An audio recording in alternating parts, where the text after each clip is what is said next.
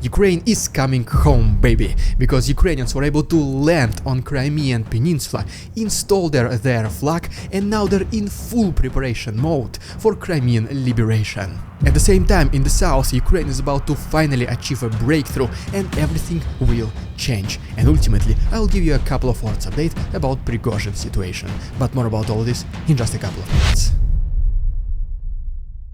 YouTube fights so hard against my channel because my previous video got ranked 18+ and got taken down by YouTube. And as you guys know, I try not to use bad words and I always try to censor the footage, but apparently it was not enough for YouTube. Every single time I upload a video, I always make sure to mark it is not made for kids. But apparently YouTube thinks that you guys who are interested in this war, you get offended and devastated whenever I show you a picture of a plane remains or destroyed buildings. And so now you see exactly why I'm forced every single time to say those things.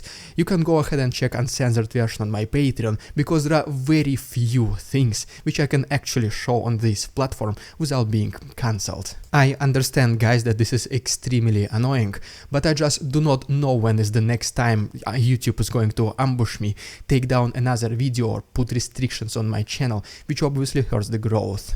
At this point, my videos are only getting recommended to 1 to 2% of new viewers. That is why you might see a sharp decline in the viewership recently. But I will not give up, and I will keep making these videos despite the fact that it looks like that I'm actively being targeted and silenced by YouTube. And because of this, I now have to rely on other platforms more than ever, such as for example my Patreon. And if you don't mind, please go ahead and feel free to subscribe to my Patreon, link is down below, because this is where I upload my original episodes, in addition to hundreds of uncensored footage every single week. There are also some other means to support the channel if you wish, such as for example PayPal, the link is also down below. But obviously, the very best way for you to help me in this battle against YouTube will be for you just to simply subscribe to my channel and help spread and share this news with your friends. Thank you so much, guys, for your support, and now let's get back to the video. Hopefully this one will not be taken down.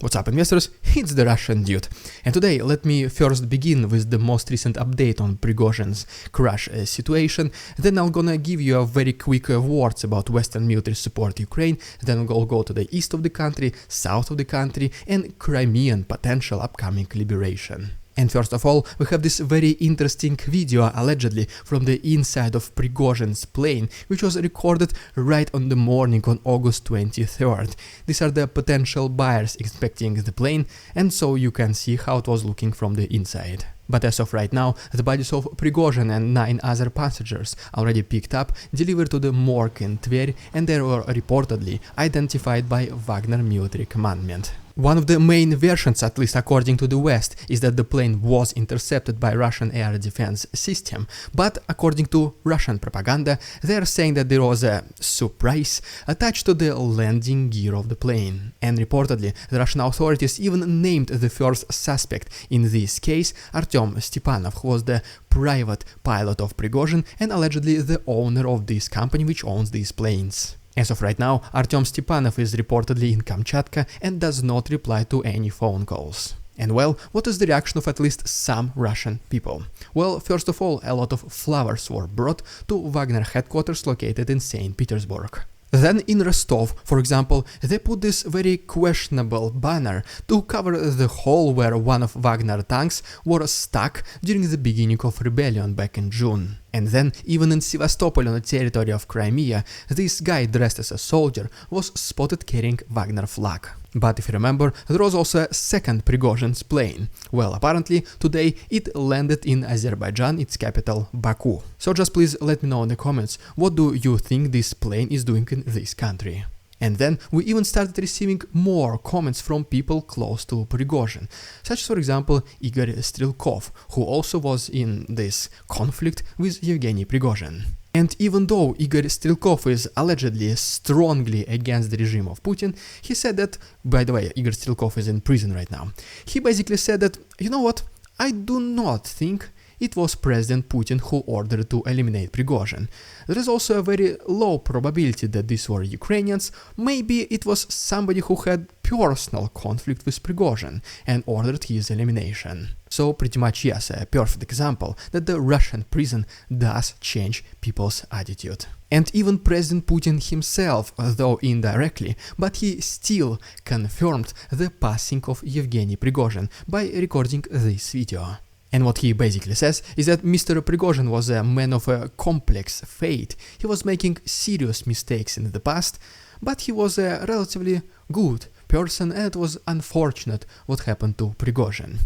Most likely he was eliminated on orders by Putin. That is why, by recording these videos, even though he wanted to distance himself from this incident with Yevgeny Prigozhin, apparently it looks like that it only brings him closer. Because even according to the report by the Institute for the Study of War, they are also almost certain that this order was personally given by Putin, most likely as a result of failed rebellion by Wagner back in June. Because once again, Putin does not forgive traitors, and also he wants to show Prigozhin as an example to all the future people of Russia who will be questioning Putin's authority. And what about Wagner itself? Well, apparently according to some relatives of Wagner soldiers, the Russian authorities started either approaching them or calling by phone and asking whether they're active Wagner participants, whether they want to initiate another rebellion. Asking questions like this directly most likely will yield you mostly negative answers, but this is still what happened. And ultimately, like mentioned previously, yes, Wagner soldiers continue to evacuate from Belarus, because right here, for example, you have the satellite image of a temporary Wagner camp in this country, and it reduced by at least approximately 100 tents.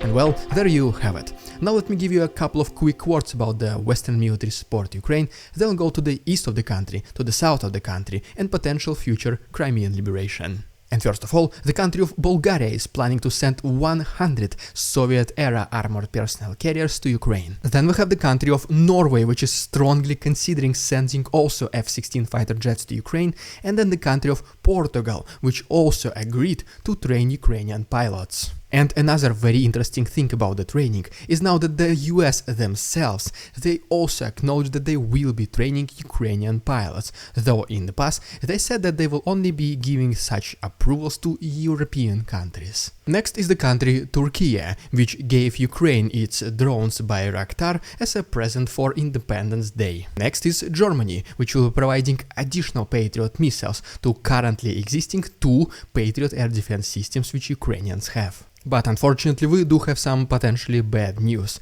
because according to some American representatives, they're planning to reduce the amount of support to Ukraine next year, because as of right now, according to them, Ukrainians already have enough military equipment and vehicles to continue their counteroffensive and make it successful. That is why Americans do not see the need to increase it, because also they cannot indefinitely simply produce it. But it is not the worst case scenario for Ukraine, because they also produce their own military equipment, such as for example this new drone called Marichka, with the potential range of up to 1000 kilometers, which has a very destructive power.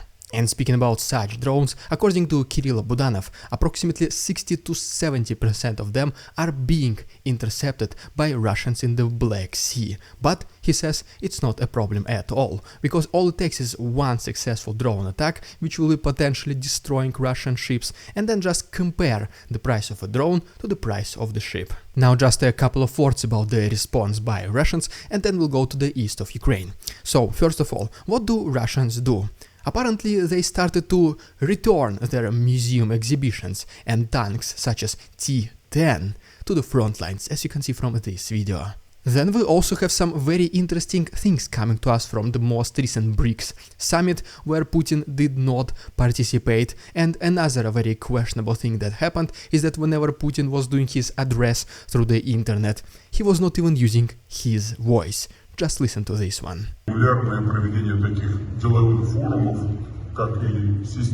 in the end, it does look like that BRICS will be expanding and is welcoming 6 new members: the countries of Argentina, Egypt, Iran, Ethiopia, Saudi Arabia and United Arab Emirates.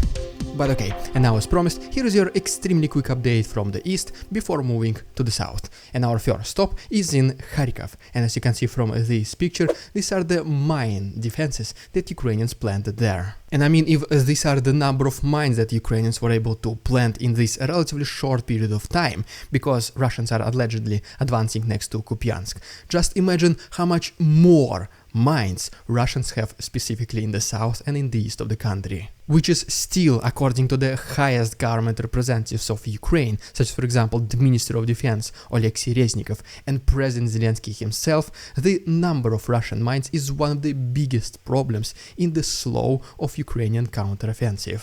Next we refer to the report by the Institute for the Study of War, which claims that Russians and Ukrainians were engaged in combat activities along Kupiansk-Svatove-Kreminno front line, and Ukrainians in fact were able to return some of the land to the west of Svatove, as you can see from this map. But as we go a little bit more to the south, Russians, as you can see from this part of the map, were able to recapture some land to the south of Berkhivka. At the same time, a pretty intense fighting in this area has been reported to the north of Orekhovo-Vasilievka, reportedly along this road. And as we move to Bakhmut itself, Ukrainians continue to aggressively push almost every single day, and they keep releasing videos like this, showing their partial success. The full, uncensored version is on my Patreon, link is down below. And just overall, in the last 24 hours, Ukrainians were able to destroy 1 control point of Russians, 3 concentration of forces, 3 artillery units, 1 air defense system, and 2 ammunition depot of Russians. And in total, over the last week, according to the Defense Intelligence of Ukraine, Ukrainians were able to destroy 10 ammunition warehouses of Russians, 3 air defense systems, 13 tanks, 15 armored vehicles, 9 artillery systems, and 24 other vehicles related to military vehicles. And so yes, now let's quickly go to the south of Ukraine, and then we'll talk about potentially nearing liberation of Crimea. And first of all, we have to make a stop, unfortunately, in Dnipro, where there's yet another attack of Russians against a civilian infrastructure. Then here is your weekly update on Kakhovka water reservoir, and as you can see, the amount of grass only keeps increasing. At the same time, Ukrainians were able to destroy a reconnaissance and sabotage group of Russians located to the north of Pitstepne. And referring once again to the report by the Institute for the Study of War, the major success of Ukrainians in the south happened in Robotyne region and also in the western Zaporozhye region. And we even already have a video from Tokmak, which shows that allegedly a Russian military base along with the ammunition depot was completely destroyed, as you can see right here. Our next statement comes to us from Natalia Humenyuk, who is saying that Russians indeed are suffering great losses in the Zaporozhye region, specifically closer to Robotyne. That is why they're forced to bring a lot of reinforcements from Kherson, leaving this area less protected. But even bigger statement came to us from the commander-in-chief of Ukrainian forces, Valery Zaluzhny, who is claiming that Ukrainians are about to achieve a major breakthrough along southern front lines. But without a doubt, the most significant event in the last couple of days, besides obviously Prigozhin incident, it happened in Crimean Peninsula, whenever Ukrainians were able to destroy a Russian S-400 system along with some electronic warfare defense mechanisms. And today we know exactly why it happened, because according to Kirill Budanov, the chief of defense intelligence of Ukraine, Ukrainians were able to actually land on Crimean Peninsula next to Olenivka settlement, and were even able to install a Ukrainian flag in this place. And then according to Andriy Yusov, the representative of Ukrainian armed forces, Ukrainians were able to damage at least 4 Russian boats and eliminate approximately 20 Russian soldiers. And after this, Ukrainians left Crimean Peninsula while still being targeted by Russian soldiers, and luckily they avoided being eliminated. And even though significant liberations did not take place, the main goal of this raid was to show that Ukrainians are able already to land on Crimean Peninsula and to just basically show the vulnerability of Russian defenses, which as of recently, as you can see, are only able to intercept civilian planes with the people that Putin personally does not like. And potentially another reason is to distract Russians from everywhere across Ukrainian front lines and bring their attentions on defenses of Crimean Peninsula. Because as we all know, Putin will do everything possible to protect his beloved Crimea, including potentially surrendering some other territories. After all, if you remember, Kirill Budanov already mentioned that the attacks against Crimea will resume and they will only keep intensifying. So, let's see. Personally, I'm very curious and intrigued about the next couple of weeks, and if you're also intrigued and want to help me in my personal battle against YouTube, can you just once again subscribe to my channel and share this video with your friends. The best way to support my work is still through my Patreon. You can also become my channel member, unlock some channel perks, or simply use the PayPal link. Everything can be found to the right and down below. Thank you so much for attention, товарищи. Beware dust cameras in the comments. Follow me on Instagram. See you tomorrow.